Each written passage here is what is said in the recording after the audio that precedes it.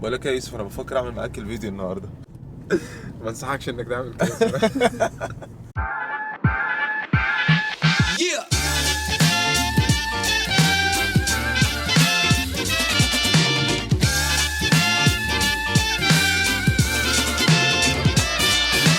Singing this song, I see I was wrong. To chain you down, I was the clown. I'm singing this song, I see I was wrong. To chain you down, I was the clown. I know now what you're all about. I've had the time to run out. I pray for the touch of your hand. Your love is so, so grand. Oh, baby.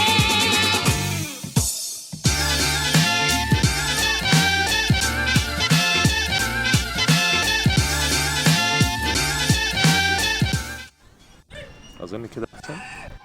انا شايف شعري ما جاش. منتجه ازاي ده؟ في الايديت اركب لك شعر بالباك اب ولا حاجه. دايما حاول تبص هنا مش هنا. قول لي ناس، انت دلوقتي عندك كام سنه وبتلعب فين؟ يعني بتعمل ايه بالظبط دلوقتي؟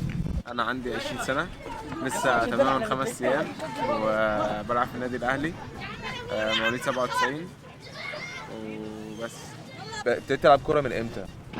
من وانا عندي 4 سنين. طب قول بقى، احكي القصه بتاعتك، ازاي وصلت للنادي الاهلي في الاخر؟ بص، وانا ابتديت هنا في نادي الصيد. ها؟ ابويا جابني، هو كان بيحب الكوره قوي، فكان يعني كان امنيته ان انا اطلع لعيب كوره، واطلع بحب الكوره على الاقل وكده. اوكي. وبيفضل يتفرج على ماتشات الزمالك ودمه بيتحرق وكده. وانت رحت لعبت في الاهلي، يعني اللي هو بص. حصرته. جيت هنا 4 سنين، ما كانش فيه اصلا، لسه عملوا مواليد 97. بعديها نزلت مع السبعه، يعني مع فريق 97 يعني. فريق 97. ها؟ لعبنا كذا دوري، كان ماسكنا كابتن يوسف مقبول وكابتن خالد، هم اسسونا صح يعني. والفرقه دي 97 من اكتر الفرق اللي في النادي، اللي طلع منها ناس لعبت في انديه. يعني انا على سن 13 14 مشيت، رحت انبي. واحد كان معايا في المدرسه كان بيلعب في انبي 97، قال لي تعالى انبي ومش عارف ايه، وعرف لي اكلم المدرب وبتاع، فرحت اتمرنت معاهم. فالمدرب قال لي انا عايزك معانا ومش عارف ايه وكده، وخلصت الورق وكل حاجه. ومن وانا عندي 14 سنه وانا في انبي فريق 97. قعدت هناك، استفدت طبعا كتير قوي، يعني فرق رهيب من الناحيه البدنيه والفكر وكل حاجه والريتم بتاع اللعب. وانا بخلص مدرسه قدمت في الجامعه بره، قلت فرصه يعني ان انا كمان درجاتي جابت لي جامعه كده في انجلترا. الصيف ده اللي انا بقدم فيه انجلترا، الفيفا نزلت رولز في انجلترا ان ما فيش لعيب تحت 18 سنه بيلعب في نادي لازم يشتروه 200,000 استرليني، ولازم يكون لاعب 75% من المنتخب. واحنا اصلا ما كانش عندنا منتخب واحنا عندنا 16 سنه. يعني انا كنت حاجز طيران، يعني مثلا احنا النهارده الجمعه، انا كنت حاجز طيران لحد، ها؟ وقلت لهم الجمعه مثلا انا مش هسافر. بعدين انا كنت مشيت من النادي خلاص، كنت قايل لهم ان انا مسافر، يعني خلاص فلقيت نفسك في الهوا بقيتش كده اروح مفيش؟ التمارين. فقلت هعمل ايه دلوقتي. خلاص خدت الثقه طبعا بقى، ابتديت تستعمل. لا بس ربنا يعني فعلا. انا حاجه، انا بجد يعني انا في انبي ما كنتش مبسوط، الحمد لله زي دلوقتي في الاهلي.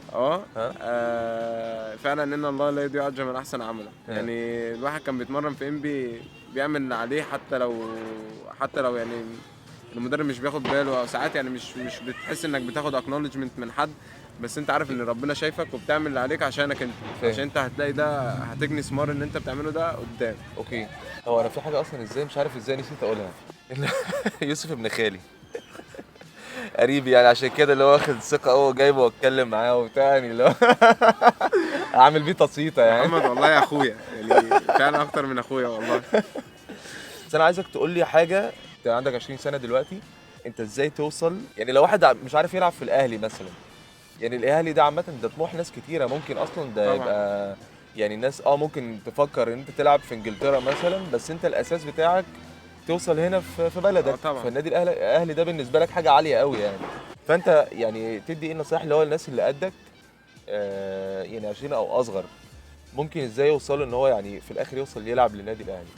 بص، هي طبعا الناس كلها، يعني كل الناس هيقول لك الكرة دي ارزاق، وهي فعلا ارزاق، ودي حاجة بايد ربنا، بس دي اساسها انك انت لازم تهتم طبعا بصحتك، ده رقم واحد. يعني جسمك هو راس مال، وده بيجي من حاجات كتير يعني. اكلك وتمرينك اكل ونومك ونوم. بص، هو فيدي برازيلي المدرب بتاعنا كان بيقول لنا في محاضره يعني ان هو عمل كتاب، وفي الكتاب ده بيقول ان السهر يعني بيخلص على لعيب الكوره. لما بيليه اللي هو يعني ما شاء الله الاسطوره.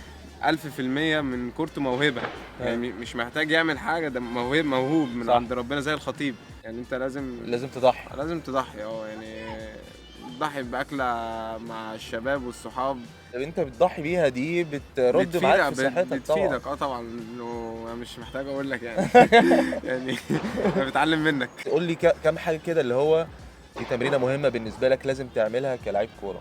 بص، هو اهم حاجه في الكره الاستلام، يعني انك تستلم وتسلم صح. بس دي طبعا ده ال 11 لعيب لازم يكون عندهم الفكره دي. تخصصي اكتر انك اهم حاجه تنمي ذهنك. انا الايدول بتاعي يعني، او الشخص اللي القدوة انا بتاعتك. القدوه بتاعتي سيرجيو راموس، في المكان المساك ده، عشان انا بلعب مساك ونص ملعب، فبس المساك اكتر تمام. يعني. بتتفرج عليه، مش لازم تتفرج يعني اكنك متفرج وتقول ايه ده قطع الكرة دي حلو قوي وراجل قوي مش عارف ايه.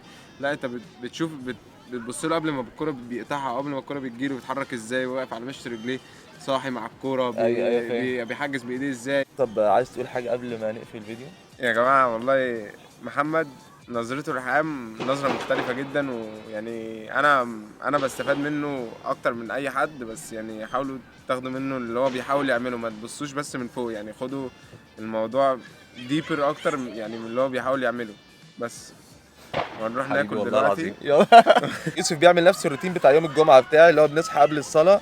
بس ما بصورش أنا. ايوه. بيلعب كوره، بيتفرج على الفيديوهات بتاعته كده، وبعدين بعد ما نتمرن او نصلي بنروح واكلين اكله الفول بالبصل والبيض المعروفه بتاعت يوم الجمعه. وما بنقابلش ناس خالص عشان البصل بيبقى عامل شغل ابن كلب، فما بنقابلش ناس لمده ساعتين ثلاثه على الاقل. سيجنال وكلوريتس. أيوة. يعني اتمنى ان الفيديو يكون لذيذ يعني اتمنى ما وعجبكم يكونش دم تقيل خالص. والله بجد. بس سلام. I'm smoking, I smoke, I'm